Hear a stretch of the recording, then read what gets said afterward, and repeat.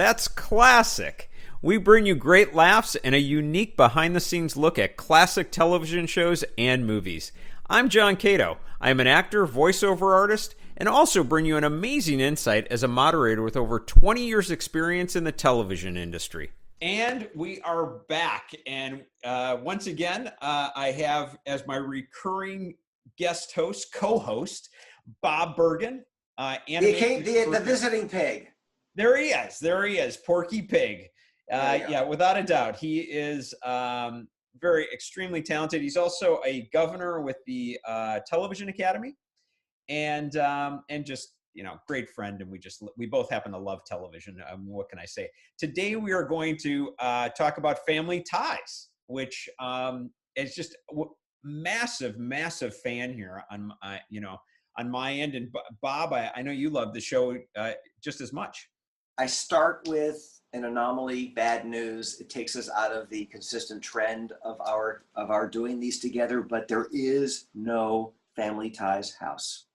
That's true. There was just an interior. They didn't have establishing shots of a house at the beginning. I do remember a painting. They would paint the portrait, and that's how they would. That's right. You remember that? Yes. They would just paint a portrait, and but sad to say, there is no house. But I did go to high school with Justine Bateman. What we did, for those people that are just tuning in, we've done a couple of these podcasts together, and there was someone else that you went to high school with as well. What was it? Brady's, Robbie Wrist. Robbie Wrist from the Brady's. Yeah. That's right. So Justine Bateman, did you know her? Yeah, we were in drama class together.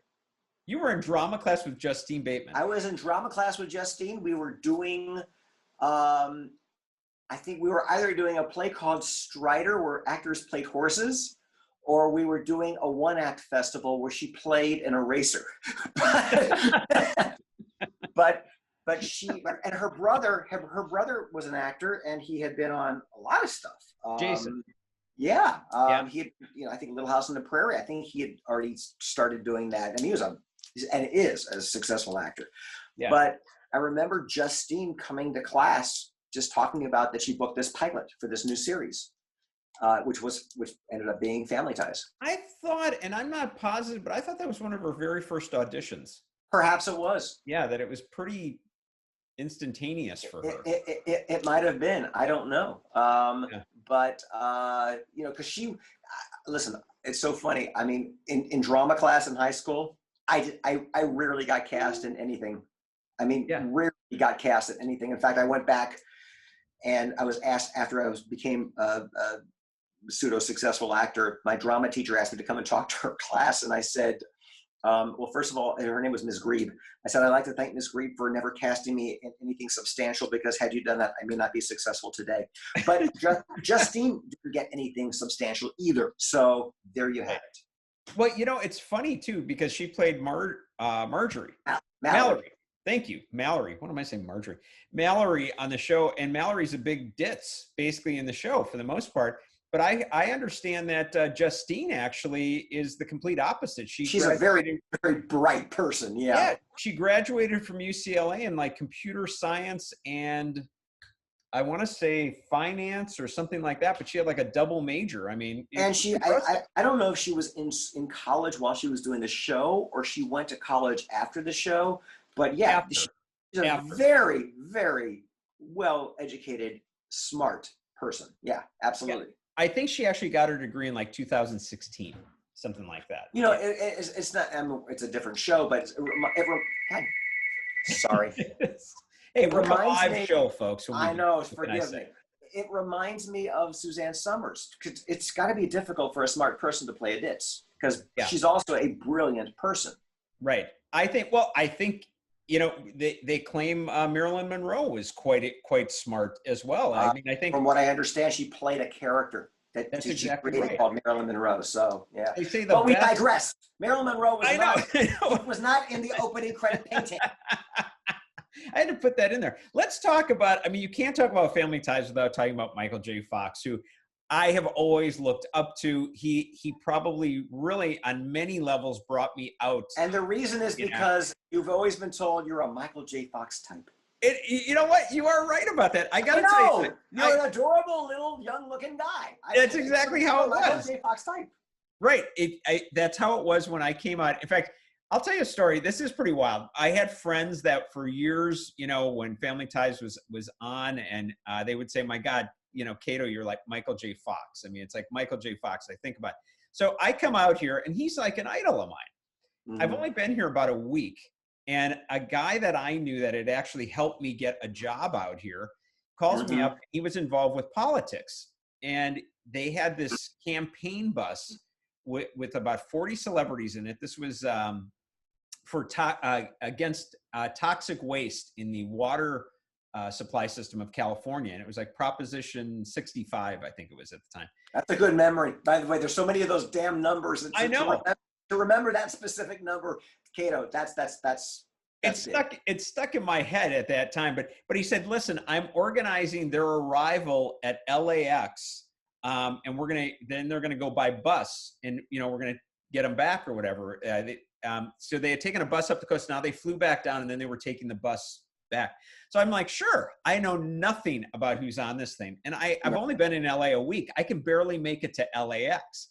So I get there. I've got my little sport jacket on, you know, and I'm looking very Alex P. Keaton. Exactly. I mean, This is totally wild. So they arrive at the airport, and he's like, okay, John, just guide them towards the bus, you know? Well, the celebrities come off, and these are like guys and girls at the time that I just idolize. And Rob Lowe walks off, Jane Fonda, Alice Beasley from Moonlight. Alice Beasley, oh my God, how cool. That you must have just been beside yourself. Literally, I'm this kid from Milwaukee, Wisconsin, and all these people are walking by, and there's Michael J. Fox. And I'm like, this is too surreal. I'm actually here with them. So I guide him towards the bus. The bus driver says, he comes off the bus and he looks at me and he goes, hey, listen, which way you want me to take them? We're going to go to Sony. What you want to go these side streets here? You want to go the 405? And I go, I got to be honest with you. I've only been here a week. I don't know. I don't even know how I'm going to get home. You must have been sweating.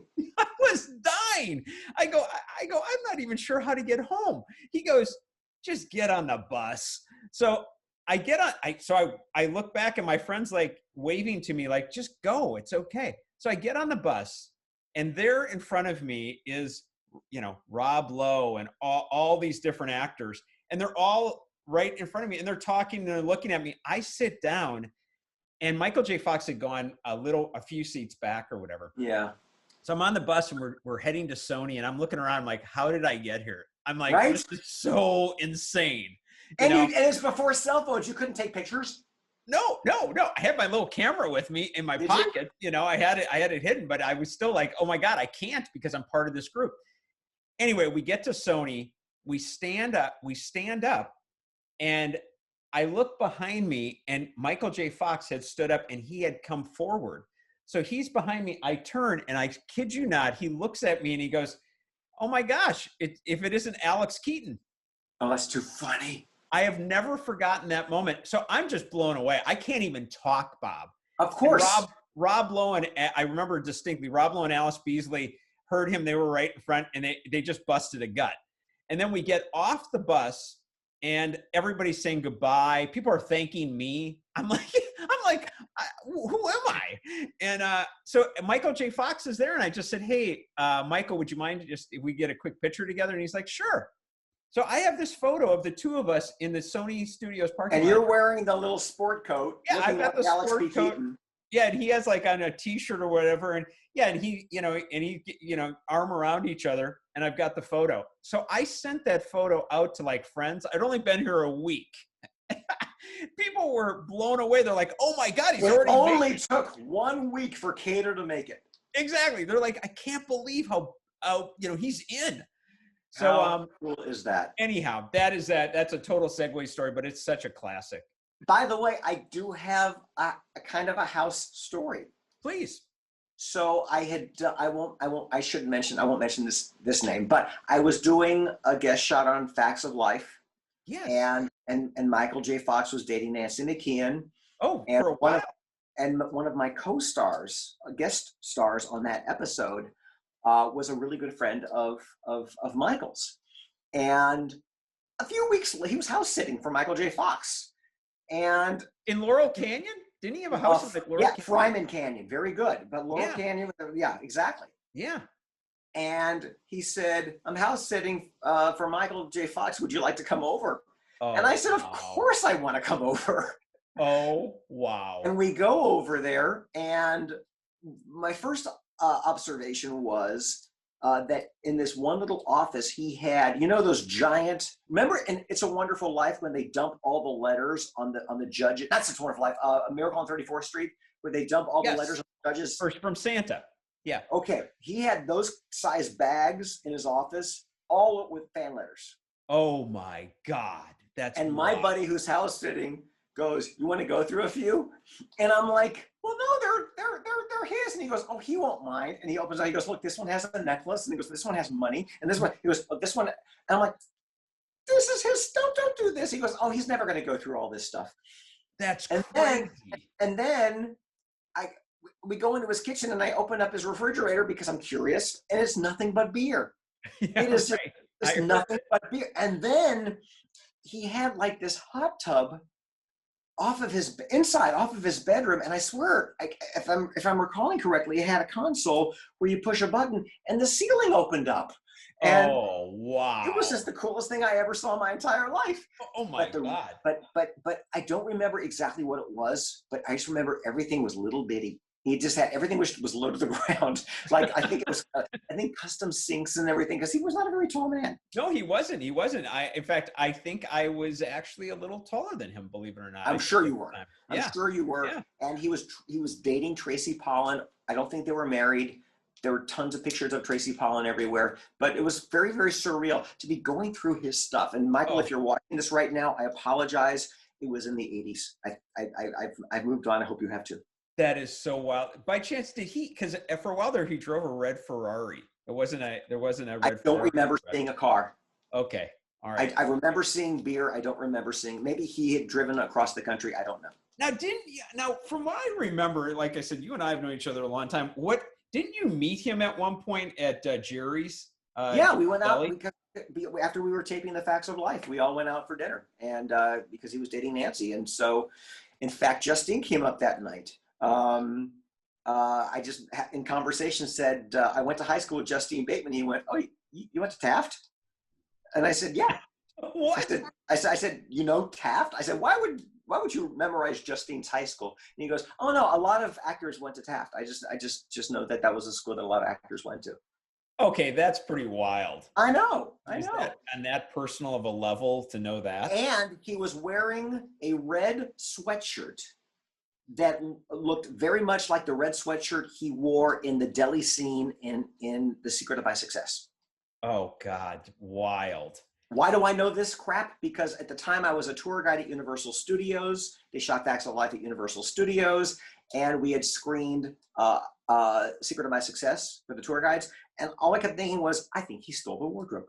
That is pretty wild. I don't think he did steal the wardrobe. I think it was a coincidence that he was wearing the same one. But I was like, oh yeah, you look like the character in that movie. Okay, that's pretty crazy. But the irony of this whole thing is and God, I still love the guy. But when he started Family Ties, he didn't have any money. I mean, I've heard stories that he actually got the call for the audition at a payphone outside of a Kentucky Fried Chicken. Pioneer Chicken. There you go. And do you know the story about the sectional couch? No, I don't think I do. So he was literally down. He was so poor, he was selling sections of the couch. Wow. It was one of those old-fashioned multi-sectional couches. And I think he was, I don't know the true number, but I think he was down to like a section when he got Family Ties. And yes, he got the call that he booked it from the phone booth by Pioneer Chicken. I mean, that is just crazy. When you think about like when people say they give it everything, a couple other things on that. His dad actually wrote him a letter, very like from the heart letter, a couple weeks, I don't know, maybe a few weeks before he actually got Family Ties, asking him that he thought it was a good idea if he left acting, that, you know, enough was enough, that he had done that, you know, pushed it so hard. And he had been on a successful series in Canada. Yeah, he was a successful child actor in Canada. Right, right. But his dad still felt like, okay, maybe this is it. Maybe we've done enough, because he was so poor. In fact, when he booked the show, years ago, I had heard that Meredith Baxter Birney used to drive him in. But something that I learned recently is before she was even driving him in, on the days she couldn't, he was hitchhiking from Brentwood to the studio to because he had no car. Yeah, he had no car. Oh, but you know what? It makes sense, because when you're new, even if it's a series, you don't necessarily get paid immediately. No. You know, and then, you know, you've got agents, you got managers, you got attorneys. So that, yeah. And also, you don't know if it's going to stop. So if you're a smart actor, you don't go out and buy 1 million cars and houses and whatnot. You live below your means. And even if it's picked up for a second season, you still live below your means. So he was probably being just very smart and very frugal. Yeah, I think so too. Initially, I mean, obviously that broke out after a while. That's why he had a little bit. He did okay. Ferrari. Yeah, he said he went through a little phase there where he did, but you kind of get it. It's like he finally made it, and he really made it. And he's like, I want what I used to look at these other actors and think, oh God, I wish I could drive a red Ferrari like they do. That's too funny. Now he can do it, you know? Yeah. But yeah, I think that's pretty cool. That's so funny, because like I said, he's always been you know, on the reverse side, Meredith Baxter Birney and Michael Gross, who were very well established by the time Family Ties came around, they were actually supposed to be like the stars of the show, and they were very Fonzie. Yeah, that's true. They were very jealous of him. I had read a story where they tied a rope around each other's legs, and they walked up onto the set, and people were like, what's going on? They're like, well, we're interchangeable, aren't we? Oh, wow.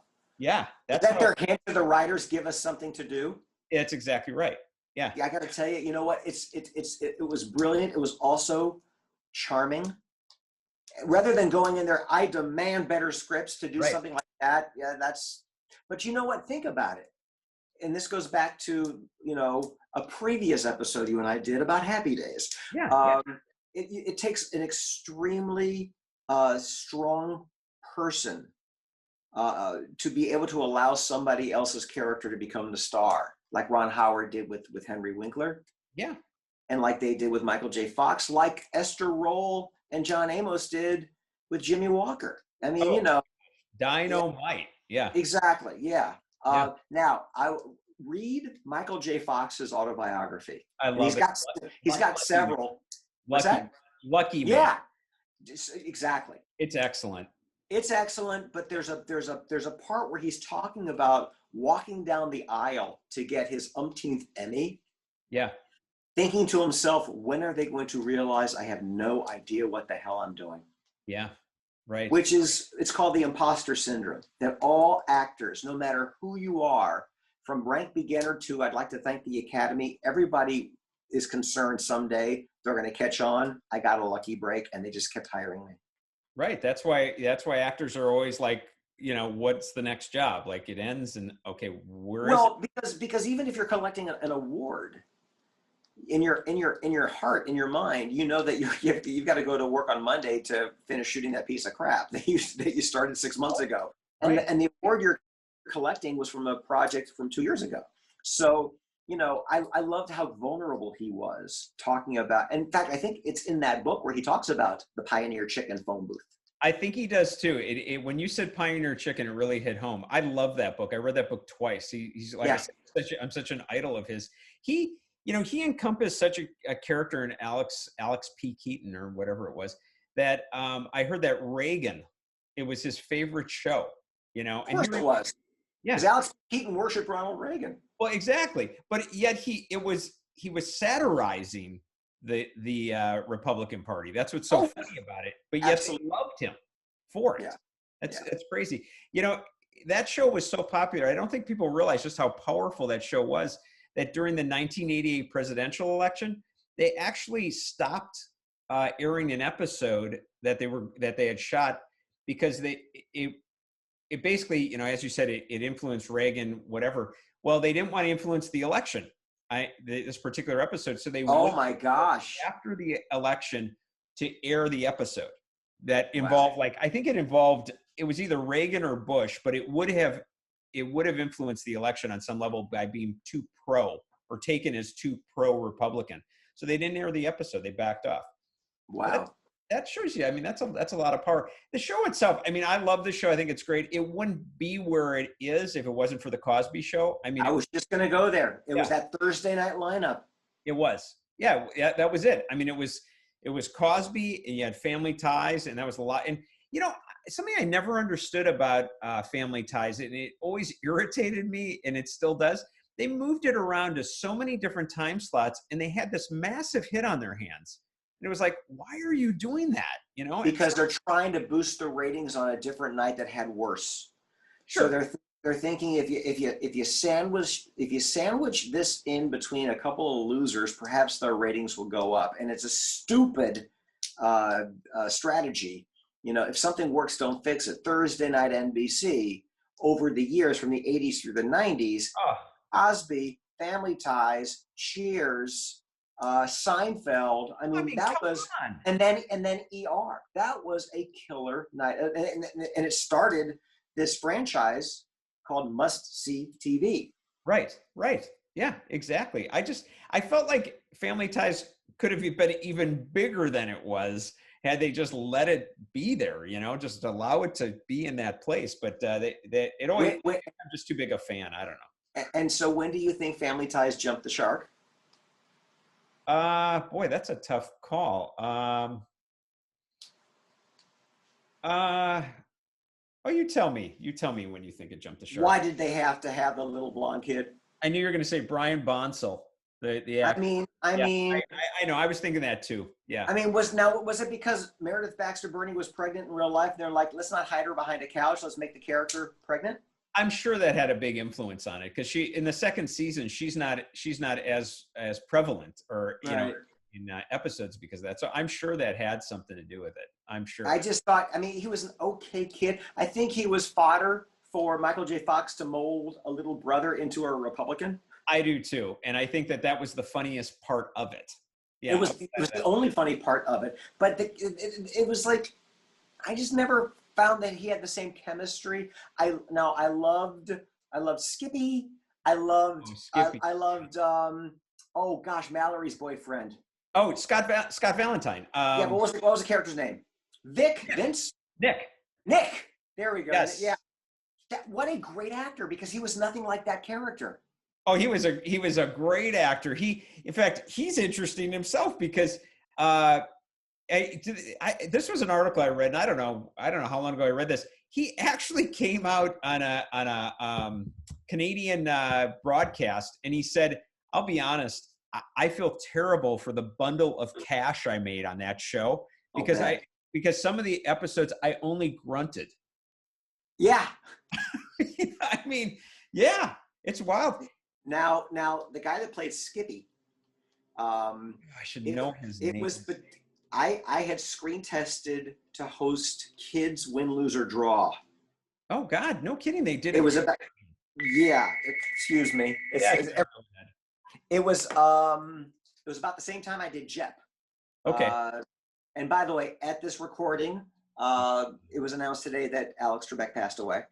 I know. I thought about that, and it is only appropriate to mention him. Yeah, I got to mention it. And I'm getting 1.5 billion emails asking me for quotes and whatnot, so I'll be doing that when we're done. But I didn't get Win, Lose, or Draw. Skippy got it. But I went to the Improv one night, years after Family Ties, and Skippy is a stand-up comic. Yeah. And he said, "How many of you think that I'm going to be a real famous actor and movie star?" And then he said, "How many of you think I'm going to end up like an unknown, like the fat guy from Head of the Class?" Nice. Now the fat guy from Head of the Class is one of the top producers in Hollywood. I mean, Wow. so he's not a well-known Oscar-winning actor. He just happens to be a tremendously successful producer of television. Right. He made it big. Where Skippy. Exactly. I know Skippy, I'm sorry, after Family Ties, didn't hear anything, you know? Teen Win, Lose, or Draw on the Disney Channel, I think. Wow, I never knew about that. You know, going back to Scott Valentine, by the way, they tried so hard to get him to be like his own spin-off show. They did 3 different pilots with him to try to get him to have his own show, and not a one of them worked. 3. Did Justine do them too? Was she part of the pilots, or was it just his character? That's a good question. I don't think so. I don't think she was part of it. I think it was spinning off just his character, because I think this was while they were still doing Family Ties. Okay. Possibly one of the later ones, because I mean, he did 3, but none of them made it. None of them hit. I mean, right now, did you even think of one? You ever even heard? No. Exactly. Yeah. No. Do you remember the episode where Michael J. Fox gets hooked on drugs? I don't know if I do. It was the dramatic episode where he gets hooked on drugs, and it was extremely dramatic. And I don't remember if it was like uppers because he was studying for exams or something. Vaguely. You know how all TV shows and sitcoms especially have a very special episode. Exactly. They used to do that. Well, I think that's one he won an Emmy for, and I'm like, why does the comedy get an Emmy for the dramatic writing or the dramatic episode? I just find that so bizarre. I do too. The Emmy voters are like, oh, because that's real acting. If you can do a drama on a sitcom, that's best comedic actor of the year, buddy. No, it's not. It's not at all. No, it's not. And comedy, I still say, is much harder, but that's a whole nother. But that's a whole other episode of That's Classic. That's Classic. And once again, folks, it is called That's Classic. Without an apostrophe, no apostrophe. There will never be an apostrophe on That's Classic. Because you'll never find it. No, you know what? They also sounded like they had a lot of fun on the show, by the way. I've heard that Meredith Baxter Birney and like Michael Gross used to wrestle on the couch that was actually in the house, like in between. Well, and we found out later in life that he enjoyed it more than she did. They wrestling on the couch? Well, because she's now a lesbian. So that's right. No, that's true. That's very true. That's right. That's right. She I'll tell you, I think she had a harder time with all of it than Michael Gross did, as far as Michael J. Fox being so big.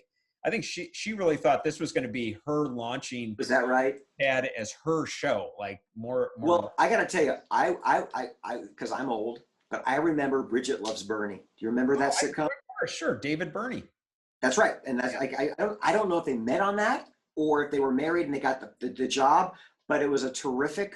Like late 60s, early 70s. He was terrific. Yeah. Yeah. Oh, yeah. He was great. And then she did Family. She is a superb dramatic actress. I mean, an amazing dramatic actress. And like you said, comedy is more difficult. Comedy is more difficult. But she did such an amazing job on Family Ties. You know, to get the part of just the mom, the housewife, it can't just be the mom and the housewife. There has to be something substantial that you bring to the equation. And, you know, they play the hippies to the kids who were the conservatives and the such a great concept. It was a great concept, and the writing was so good, and the chemistry of the actors was so good. By the way, I always thought that their kitchen looked like the Huxtables' kitchen. It does kind of look like the Huxtables. You're right. It does. It just always reminded me of the Huxtables. And I remember when Cosby Show was on first, I was like, well, that's the same kitchen. I don't know why I just did that like Bill Cosby, but that's the same kitchen. It might have been the same set. I mean, the set designers. You never know. Could have been. It could have been. Yeah. I know now. Obviously, Bob, you do voiceover, and that's your main thing, and you're involved in that a lot.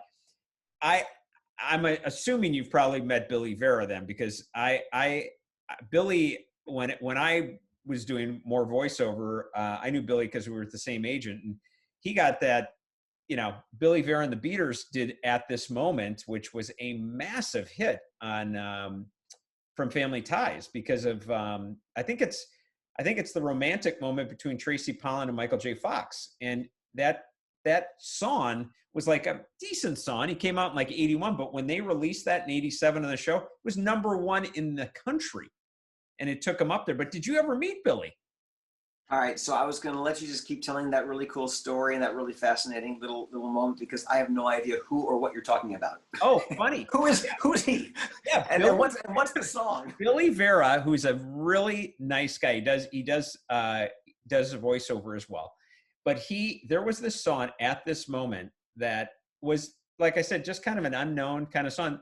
The Family Ties producers picked it up and they played it during the I don't know if it's a dance that Tracy Pollan is at with Michael J. Fox or whatever. They played it, and literally within the week, that song went to #1 in the United States. And, okay, well, yeah, but that's what a hit show does. Right. It just soared. It just took it. But I had talked to him, and he literally said that his entire life changed, like overnight. I'm sure. Yeah. Nobody knew who the hell he was. Right after that, everybody knew them. They were booking gigs all over the country and everything else, you know? Yeah. I mean, honest to God, that's all it takes. And was it just by chance they picked that song, or did he know somebody on the crew? That I don't know. But I mean, it was such it fits perfect, by the way. If you ever see that episode, you'd be like, oh, I remember that. But it is pretty wild, you know, that they ended up picking it, and you know, complete unknown, and he's on there. They had a lot of good guest stars on there, by the way. I don't know, do you remember Courtney Cox being on? Sure. Yeah. Of course. She was the girlfriend before Tracy Pollan. That's correct. Yeah. Well, actually, I take that back. She might have been. Or was she after? I think she was after, because I think there was a rumor at the time that he was, you know, they were actually romantically involved. And so it was causing a big rift, because I believe he was dating Tracy at the time. And he came out and said, look, we're great friends, but Tracy's the woman that I'm with, you know, type of thing. But she was on there. By the way, Tom Hanks, who we discussed. I was just going to say Tom Hanks. Yes, exactly. He was on there. Mm-hmm. Yeah, pretty wild. I mean, and I'm trying to remember, because it was on for many years. It was 7 seasons, I think it was. Did they have like a major season finale? Like, was it like Michael J. Fox's character moves or something? Because usually when a show ends, they know it's going to end, so they do some major. Because I remember when Happy Days ended, residual time for podcasts, it was Joni and Chachi's wedding. That was their last episode. Right, yeah. And Tom Bosley talks to the fourth wall. He talks to the audience. He talks to the fourth wall. Yeah. And, oh gosh, we're going backwards now. And it was so strange because he's talking to the fourth wall. I remember watching that. I'm going, who's he talking to? What's going on? Exactly. Yeah. I remember that too. But did Family Ties, was it like Michael J. Fox's moving away or something? I haven't seen the finale in a long time, but it did. I do remember there was what I thought was wild. They wanted the cast, and this is for real, they wanted to end the show, they all die in a plane crash, because they did not. You're lying. No, I swear to God, you can look that one up. That's a fact. They wanted to do that because they wanted the cast itself. They did not want to do a reunion show. They did not want they wanted it to just be what it was and end it. Yeah, but you know what? Here's the deal. You cannot do a reunion show by just saying, no, thank you. You don't have to kill the characters. How do you end that show? It's sort of like that Seinfeld ending where they pretended in the part 1 that the plane was going down. Right. Remember that? Yeah. And from what I understand, they did that because they had the studio audience. They wanted the first studio audience to think that's how the show ends. And they didn't want to give away what was going to happen. But they wanted to kill off the cast of Family Ties in a plane crash? Yeah, I swear to God. And of course, the producers, Gary David Goldberg, was like, no, we're not doing that. Oh, it was from the network that wanted to do that. No, the network didn't. No, the cast wanted to do it. They wanted to end it. Yeah. Okay, that's just guys, you know, that's yeah, you don't have to do a reunion. Don't do a reunion. You don't have to do a reunion. And Gary David Goldberg, another genius producer. Oh, he's total genius. Shame he has passed. I think he's been dead since like 2013. Did you ever see a show called Brooklyn Bridge? Vague memories of it, Bob. Vague. Yeah. With Marion Ross, who was on a show called Happy Days. Yep. And it was just this charming single camera sitcom that Gary David Goldberg made. I think it took place in the 50s or 60s about his family in Brooklyn and his grandmother. And he was a funny writer, but he was a charming storyteller that I don't think he gets the credit in the legacy of TV that he should get. Oh, I agree with you. Well, you know, Family Ties is basically based on he and his wife. I mean, they were hippies, and then Is that right? Yeah, that is true. Yeah. And then as they were transitioning into like a more conservative life, that's where the whole, you know, idea comes for Family Ties. It's pretty crazy. And go ahead. I was gonna say the ending credits, you know, just before it went to the Paramount thing. I was gonna go to that. Were you really right now? Yeah, right Ubu Production. Sit. Oh, good dog. Right. That's his dog. He that was like a beloved dog. That's why the dog's name was Ubu. Yeah. That's why it's called Ubu Productions. There you go. Oh, I'm sorry. That's hysterical that you were thinking that at the exact same time. That is so freaking funny. You know, it reminds me of the end of Taxi. Night, Mr. Walters. Oh God. Remember that? I totally. The guy in the trench coat walking away. Right. It's like those little production company clever endings. You know, they're as memorable as the damn show. They're like, it's like part of the brand. I kind of like wait for that to happen in those instances, and then I'm like, okay, now I've watched the whole episode. Now I'm out. I'm like, I agree with you. Like, I consider it like part of it. Yeah, it is. It's just there. There's a lot of weird things on that. Another thing I had read is Meredith Baxter Birney and Michael Gross. They have the exact same birthday. Oh, I mean, that's a bizarre one. That's a cool little tidbit. Yeah, like are they the same age? I believe so. Oh, I believe they are. I'm not positive about. And I think he grew the beard second or third season. The first season he has no beard and he looks 9 years old. Yeah, it's true. I remember that. You're right. Because I think of him with the beard, but now going back, I can go, oh yeah, I totally remember that. Yeah. It started, by the way, this is weird too, because in our business, usually the way it works is if one network comes up with the idea, the other network, no matter how good that show is, they have no interest because it's like, well, that was their idea. But in the case of Family Ties, CBS originally saw it as a 1 hour drama, or not 1 hour show, I should say. I don't know if it was a drama, but as a 1 hour drama, and NBC saw it as a half hour, and they're the ones that actually. So it was pitched around the networks, and they all saw it as a different. They saw it differently, yeah. Wow. And NBC is the one that said, yeah, we'll take it, you know, to do that. But I got another funny one here. Brandon Tartikoff, who was the head of NBC and very beloved executive. Yeah. When it came out and they were going to cast Michael J. Fox, I mean, it's so funny. You know, you and I have talked about this before. They go to cast these shows and people watch it and they go, who else could you see in the part? But then you find out about the struggle it was just to get the actor, you know, in that role, like actually the cast. Michael J. Fox, he goes to the first audition. Gary David Goldberg is like, whatever, blows him off. He's not interested. They actually go to Matthew Broderick and they offer him the part. Matthew Broderick's like, look, I'm living on the East Coast. I have no interest in moving to the West and my career's flying. Yeah. And he passes. So the casting director, I think Judith Weiner, she actually goes back to Gary David Goldberg and goes, listen, I don't think you saw the right thing with this guy. And he goes, okay, fine, bring him in one more time. And they bring Michael J. Fox in one more time. And he looks at Gary David Goldberg, as we both know from auditioning, the producer director says, do you have any questions? And Michael J. Fox looks at him and he says, no, but I'm kind of blowing what he said back, but he said something to the extent of, no, but I'm sure you want it better this time. That's what it was. Yeah. Oh, that's great. Yeah. So he reads it totally different, leaves the room, and Gary David Goldberg looks at Judith Weiner and says, he's the guy. How did I never see him before? And she's like, oh no, you did. He was in here before. But I was trying to think, I got segued off of that with Michael J. Fox. That was part of it. And then there was another tie-in and it went out of my head. But basically, that was it with Michael J. Fox. Just the fact that he had to work at it to actually get cast, you know. And then, well, you know what, man, this goes to the credit of the casting director that actors take for granted, oh my God, so-and-so never sees me, or so-and-so sees me all the time and never hires me.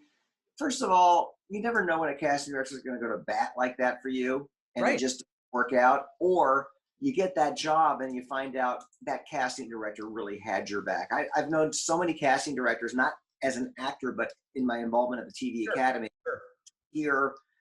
I mean, and actors need to understand the casting director, every time an actor walks in the room, they want that actor to be the one.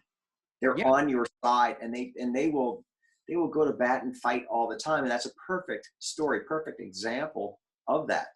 Yeah, just he really, really wanted, they know their talent, they know what's there, and they go for it. I was thinking of I think the person that you don't hear much about is Tina Yathers, who played obviously. Oh my God, I think she was on some VH1 MTV reality show last time I saw her. I vaguely remember that too, and I don't know if it was one of the. Isn't it terrible? I forgot they had that daughter, and she was actually pretty good in the show. She was very good in the show, but I think that she was very overshadowed by the other four. Very overshadowed. Well, tremendously overshadowed, but then she probably said, great, bring in the little blonde kid. Let him get overshadowed. Right. But I actually liked her character an awful lot. Oh, I thought she was really, really good. For the life of me right now, I can't remember her character's name. I have no idea what her character's name is, but we do remember her real name, and which is nice. It is nice. Apparently, though, when the show ended, she was one that did not really want to be known anymore. That she dyed her hair black. Yeah. Really looked different, so she could walk out in public and nobody knew who the heck she was. Yeah. Yeah. I think that's a big part of it. I think. What was her character's name? I know. I don't know. Mallory, Alex, Andy was the little boy, and I know it just isn't coming. It just isn't. I feel terrible. Yeah, I feel terrible too because I did enjoy her a lot in the show. Michael J. Fox, I had heard that. Actually, I'd read this a long time ago that he said one thing that he found in Alex Keaton. He felt like that's when he really became an actor, even more so than Back to the Future, because he felt like he realized that acting.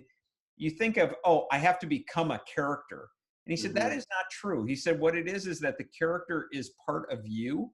And he said, and you're bringing, and that's what he realized in Alex Keaton. He goes, there is a part of me that is Alex Keaton. Interesting. Yeah. And he said, that's when you really feel like that's when you've hit a level of being an actor is you transition and you go, no, it's really part of yourself that you're bringing forward. That's interesting because if you look at the classic actors, and we might have talked about this before, but if you look at the Cagneys and the Jimmy Stewarts, and the Humphrey Bogarts, they didn't morph into somebody different. It was Humphrey Bogart playing this character, Jimmy Stewart playing this character. So that's interesting that his philosophy is that he brings himself or finds himself in the character. Yeah, because even when you think when he went on to Spin City, he went on to these. You still go, yeah. I mean, I get it. It's like Michael J. Fox, but it's a believable within the character.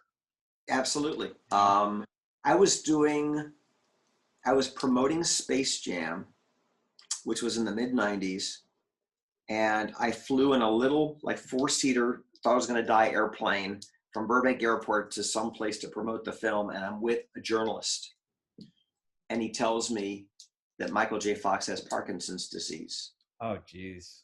And I said, really? And he goes, yeah, don't tell anybody. And I said, are you telling everybody and saying don't tell anybody? And he said, no, I literally just got off the phone with my editor and I just needed to tell somebody. Oh. And this was I don't know when Michael J. Fox announced that he had Parkinson's. Yeah, I don't know the exact year. I know that in the last couple of seasons, he was already showing signs of it. He knew. Family Ties? Yeah. Okay. Yeah. Because I never said a word to anybody until he announced it. But I heard him tell a story that he was on the movie Doc Hollywood. Yes. And he noticed his pinky was trembling. I heard the exact same thing. I heard that as well. And in the book, he mentions that, but I've read that there were early signs. Well, you know what's interesting? Do you remember David Spade used to do a great impression of Michael J. Fox on SNL? Yeah, yeah. And you know, he used to always do those little quirky things that Michael J. Fox would do. Well, that's very Parkinson's like. Those I always thought it was just you know, people have these nervous twitches. Yeah, of course. But Of course.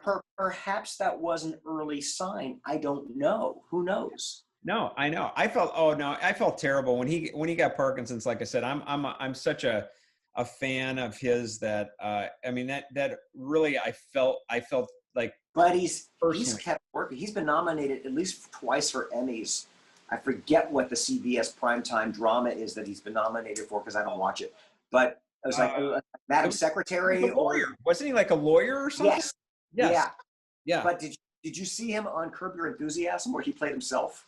Oh God, I gotta see that. I didn't know he was. Oh, it's brilliant because he thinks Larry's making fun of him, and he wasn't. But it's just I bring this up because Michael J. Fox is able to poke fun at himself, which is I think. Look, if more people, I'm going to get this much political. Sure. If more people could just laugh at themselves and not take themselves so seriously, we'd be a miles more happy.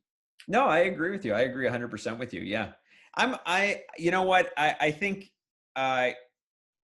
he's one of those guys, like, I don't want to, go off on just, as a person too much, but just, he really is one of those guys that he really became, rather than just this child actor or this young man actor, into a real symbolic, like, mentor. You look at what he's done now since he's had the Parkinson's and what he's done for the Parkinson's community and everything else. It's just really, really inspiring. I love that kind of stuff. I just and he's never left the public. In fact, he was on the news this past week because evidently he had spinal surgery because he had a tumor on his back. I heard that. I heard it was quite serious. He fell and he shattered his arm, and he's bless his little old heart. He is just like the ever-ready battery. He just keeps on going, and despite his physical setbacks, he's an advocate. He's an actor. He's a family guy. Ooh, Family Guy's family tie. But I think he's a treasure. I think he's a gem in this industry. God, without a doubt. So we'll end on one lighter moment. So you said you went to school with Justine Bateman. Did you ever see her after that? We had kind of. I don't know. We were on opposite sides of the political fence when I was on the board of SAG-AFTRA. Oh, I gotcha. Okay. So I mean, we didn't clash, but there were times when she believed one way and I believed another, and we would email back and forth on occasion. But we didn't. I don't even know if she's still acting. I don't think she is. I don't think she's either. No, she created her own like internet company. Yeah, I heard that. Or she's a business person. Digital media or something like that. I don't know. I'm not sure how that did. But wait. On a side note, did you know Jason at all or not? No, did not know Jason Bateman. Met him, I think, at least a couple of times at the Emmys. Nice guy. Really just sweet, humble, nice, down-to-earth guy. He's got a podcast with Sean Hayes and, oh gosh, I can't think of his name right now. Raspy voice. I'll think of him. But he's also such a good actor. Oh God. Oh my God. He's fantastic, to say the least. Well, anyway, I guess we'll wrap up the Family Ties episode here, but I don't know. We didn't even talk about Johnny Mathis. Johnny Mathis. Oh wait, was that the theme song? Yeah. That was, you know what? This is insane. I did not know that. He didn't do the first season. I don't think he did the first season. I think he did the second season and forward. And Stephanie Mills. I think it's Johnny Mathis and Stephanie Mills. Because didn't they do looks like it's over, call it a day. Because that was basically the Family Ties theme. Too much, too little, too late. What will we do, baby? Oh my God. Bob, that was pretty good. Hey, I get verses.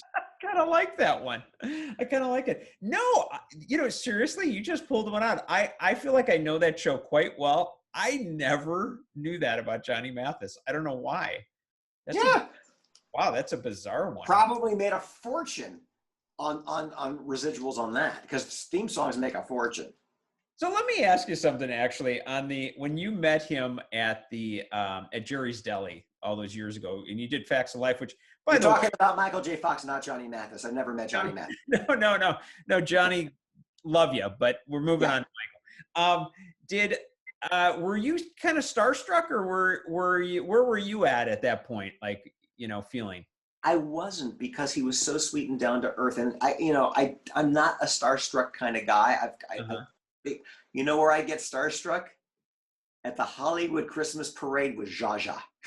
With Zsa Zsa Gabor. I remember that moment. I mean, that I got starstruck with when I would meet Jimmy Stewart and Sammy Davis. I think Ed McMahon was at that parade that you were at, because by the way, I bring this up because Cato would have a picture with Zsa Zsa, and that was your Christmas card one year. But no, I was not starstruck with him, because he was really nice and down to earth. And actually, I didn't meet him at Jerry's. I met him backstage while we were taping, because he just hung out with us backstage. Oh, because he was dating Nancy McKeon. Yeah. Okay, I get it. Wow. What was that, by the way, just for my own sake, and I guess for the listeners, what was it like, I guess, being on these sitcoms during that time? I mean, was that the 80s? That would have been. Yes, it was. It was 80, 81, 82, no, 82 to 84-ish, I guess. What was it like in your case, obviously you were a tour guide, and then you're also doing a show that's on the Universal lot, like Facts of Life. I mean, what was that like? Well, when you're a tour guide, they would let you go on occasion to auditions, but God forbid you book the job, because to do the sitcom is 5 days. Oh wow! So I called in sick for 5 days. Oh, but my trailer, my little what do you call, honey wagon? Yeah, was right on the tour guide route. I staged 43 and 44, and every time I'd hear a tram, I would dodge into my dressing room, because I couldn't be seen, because I called in sick. Oh, that is hysterical. I mean, that's really funny. But I will tell you that it was really, really cool. Being a guest star on a sitcom or any TV show, it's very difficult. Everybody knows each other. It's very cliquey. By the last episode, or the last day of shooting, you're all friends, and then you have to leave.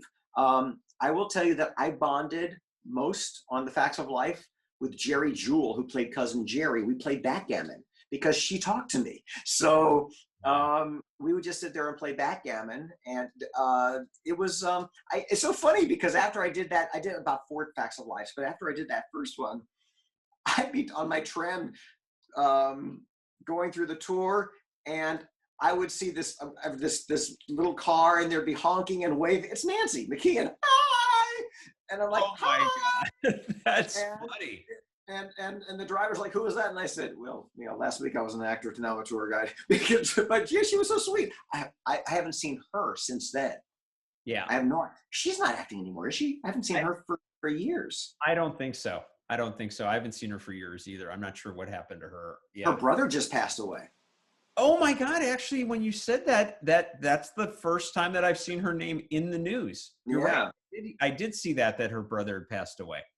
Yeah. I'm not sure what she's doing these days, though. Wow. I don't know. Maybe somebody can write in to that'sclassic.com. That'sclassic.com. That's right. And yes. Or just put it in a review or a message, and I will get it. Okay. There you go. So anyway, we're going to wrap it up. Bob, I hope you come back for a few more. We'll pick some other shows. And there we go. I love having you as a recurring co-host. And this is fun. It's just a great time. So thanks again, Bob. I think people should write in and say, hey, I would like to hear them talk about. I think that's a good idea, actually. That's a really good idea. If there's any particular shows out there that are older series you want to hear about, please let me know. And people, just to let you know, an older show is not Grey's Anatomy. It has to be a classic show, preferably a show that started in black and white and then went to color. I would agree with that. I would agree. I think we're looking at more that time frame. Coming soon, Bewitched and I Dream of Jeannie. Yes, they're coming. They're coming. There we go. I will have my Jeannie bottle when we talk.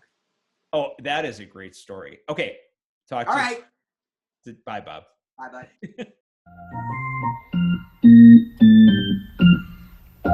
Hey, if you haven't done so already, hit the subscribe button in the corner of the video so that you don't miss any of our future YouTube podcasts. Also, follow us on iTunes and Spotify and leave us a review.